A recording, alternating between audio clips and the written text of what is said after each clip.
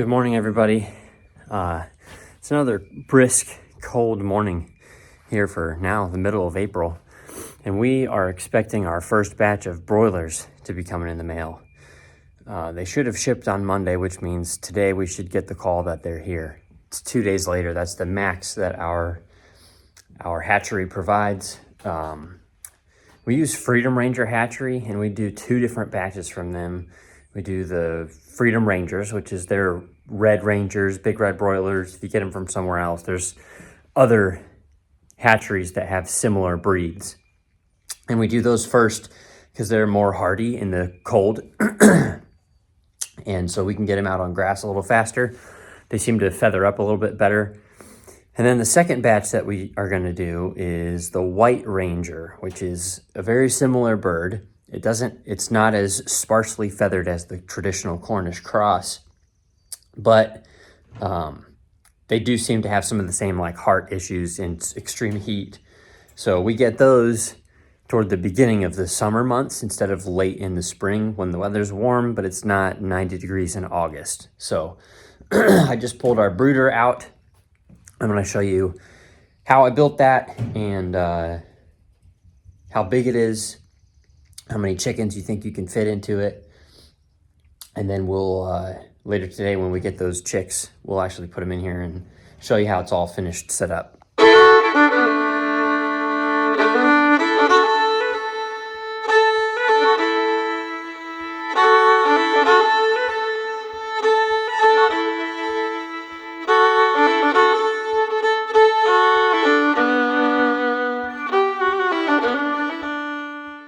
Yesterday we tried to organize the garage a little bit, so there's new shelves in the back for tools and chainsaws and bins and things to try to open up some free space to put this brooder in the garage.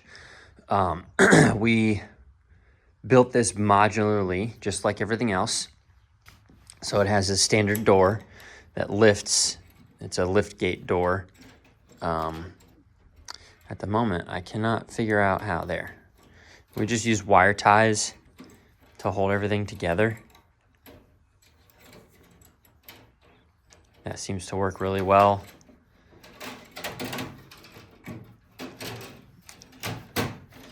There, the wire ties come out.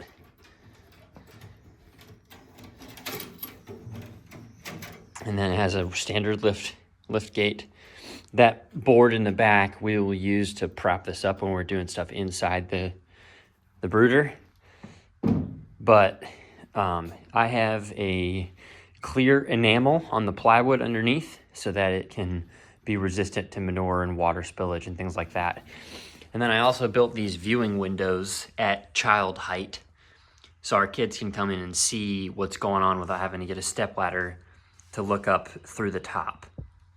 And then the cool thing about this, I wanted something that I could store easily. So I've seen people who have like the quadrant plywood that slide together. You can take it apart real easy, and sure, that's all nice, but in our garage, it's not the best garage in the world. I don't know if you can see it down in there. There's holes where things like, you know, maybe a raccoon or a cat could attempt to get in. So I didn't want to deal with any of that stuff. So I wanted hardware cloth around the entire thing to prevent anything from getting down inside. So what I did is I used some old door hinges and standard 2x4s. And what that allows us to do is fold the legs up underneath.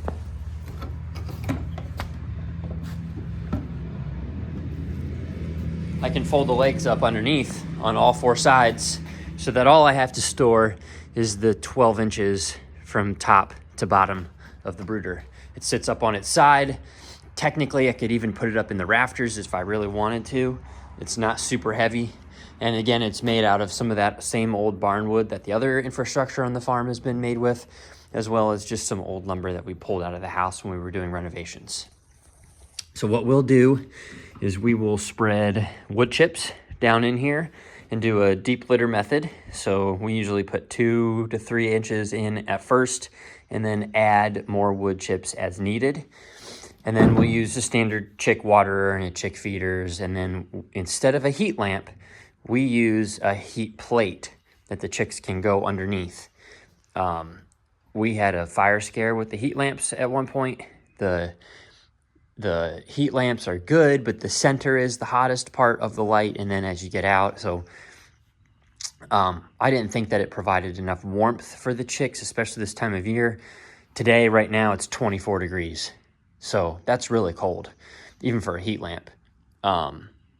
So the heat plate works really well.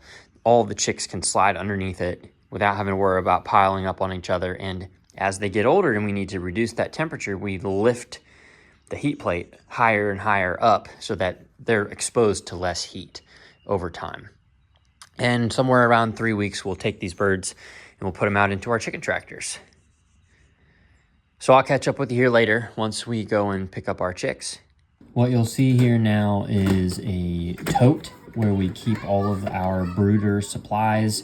That includes heat plates, waterers, feeders, heat lamps, all the things that you would need to include in a brooder. And then now what I'm doing is adding those 2 to 3 inches of wood chips to the bottom of the brooder. Shortly, I'll get the heat plate set up, which is that one right there.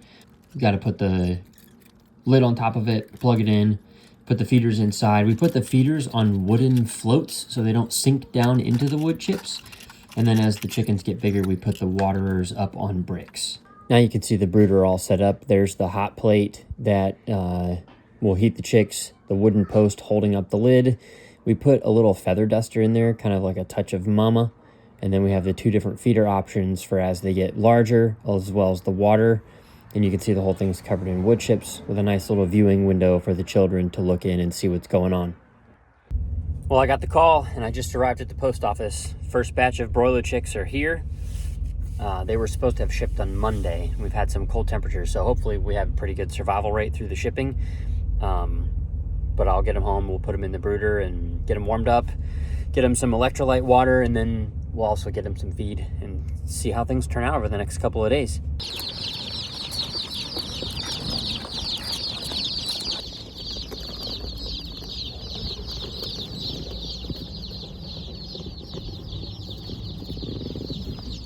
Well, they're pretty noisy back there. They're gonna have to borrow a car seat from one of my children.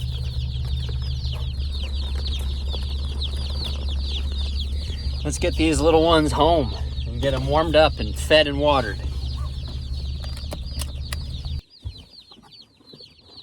There we go. All right.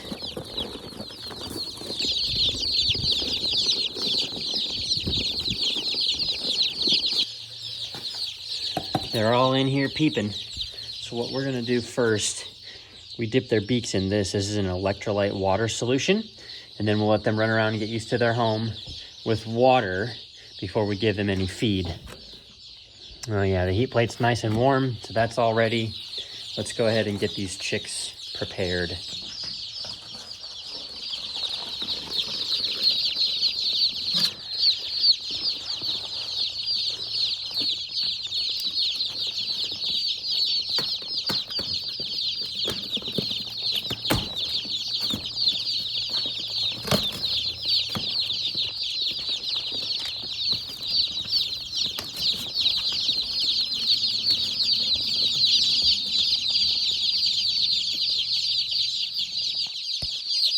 And all the little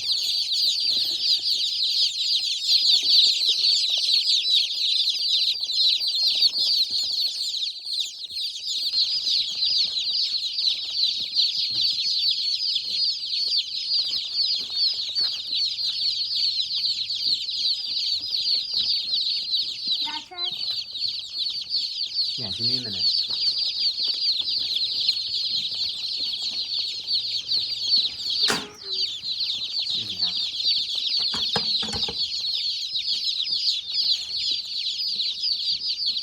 Just their beaks. You don't need to dump the whole face in. May I do?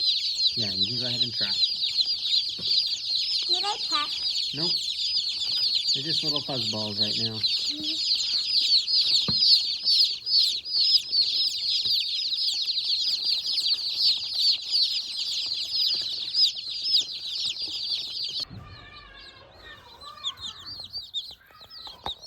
They're all huddled up underneath the heat plate.